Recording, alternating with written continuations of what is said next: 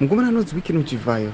Aiwa panapa toona kuti urambirwa nevanhu, aiwa especially vakomana vekuzambia, vakomana vamumboziva kuti aiwa vakambodeployiwa kana vakambodzingwa kuamerica, vakapiwa 6 hours vapinda pane nhau aiwa dzima-allegations ekuti vakomana ava macriminals aiwa vakabva ikoko vachidzingirirwa. Panapa pane question yavakauchinzonzi how come vanhu vakambobatwa nema-allegations akadai vanopiwa matenders ekunoprinda maballot papers kunamibia. Sana paina mashoko anobuda nyoko panapa aona vakomana vezambia vachifaya disorder iri kuitika musouthern africa. Nobva subscribe or like or turn on the bell. Kuti ndaba yendo yakalembwa nyora chiti how did a ZANU-PF deployee win a tender of $60 million tender to print ballot papers in Namibia?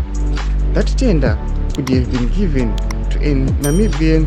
The money could have remained in Namibia and employed Namibians. ZANU is buying our region.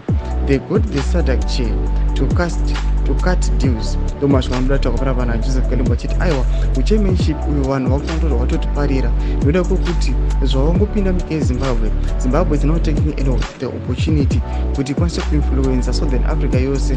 Tiona kuti aiwa Mozambique vakapedza, muBotswana aiwa income aichema.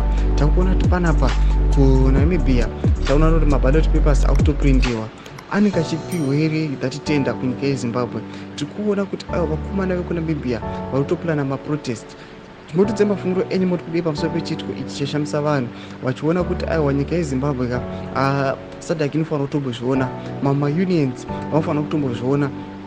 Tichazonyatso kuona kuti aiwa ma-citizens anofanira kuraiza vachiraiza against the ZANU-PF. Tidze mafungiro enyu moti kudii pamusoro pechitiko ichi. Kana kusection medu musana subscribe or like and turn on the bell icon.